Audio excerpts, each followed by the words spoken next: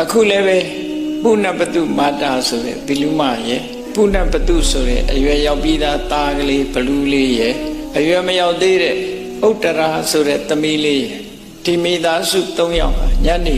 နေဝင်ရိုးရီအချိန်မှာအစာရှာထွက်လာကြအစာရှာထွက်လာတယ်ဆိုတာဒုက္ခများစားရမယ်တောက်ရမယ်ဆိုအစာမှန်သမျှတွေ့တာကိုကောက်ယူပြီးတော့စားကြ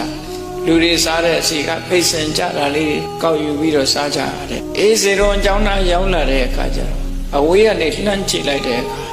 မြတ်စွာဘုရားနဲ့တန်ဃာတွေကဝန်းရံပြီးတော့တိတ်ဆိတ်ငြိမ်သက်စွာထိုင်နေတာကိုမြင်တဲ့အခါကျတော့တန်ဃာတွေနဲ့ဘုရားမြင်လိုက်တဲ့အခါသူစိတ်ထဲမှာဘလို့ဖြစ်တယ်အဲ့ဒီမှာတရားနာခြင်းနဲ့စိတ်မရှိသေးဘူးအဲ့ချင်းအုပ်စုနဲ့မြင်လိုက်တဲ့အခါဒီနေရာမှာစားစရာများဝေးနေတာလားဆိုပြီးတော့ဘိုက်ကဆန္ဒပြီးကိုသူကစားစရာများရမလားလို့ဆိုပြီးတော့ဇေရွန်ကျောင်းမုတ်ကနေစွတ်ပြီးတော့ဝင်လာလိုက်တကယ်တော့ဇေရွန်ကျောင်းမှာအဆောက်နတ်တွေကအခုလို့သူလိုအယုတ်ဆိုးအကြီးတန်းဆင်းရဲတဲ့ဘုံမစိုးနတ်မျိုးအဝင်မခံဘူးတဲ့သို့တော့အဲ့ဒီအချိန်လေးမှာတော့သူ့ရဲ့စိတ်ကောင်း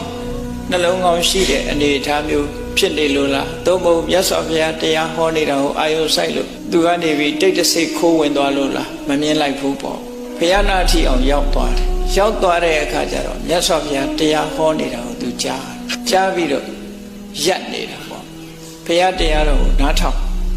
သူ့မှာအသိဉာဏ်ရှိတယ်အဲ့ဒါလို့ရပ်ပြီးနားထောင်နေတဲ့အချိန်မှာဘာလို့တုံးဆိုတော့ခုနက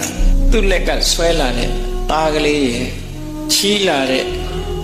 သမီးလေးအမေဘာလို့ရပ်နေတာတော့သားတို့သမီးတို့ဆာလာပြီးသွားပါရှေ့သွားပါရှာပါနဲ့ဒီလိုပြောတဲ့နော်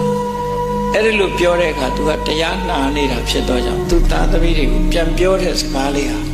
အင်တန်မှတ်သားစရာကောင်းတယ်ပေါ့တုံနီဥတ္တရိကေဟောဟိတုံနီဟောဟိပုဏ္ဏပတုသမီးဥတ္တ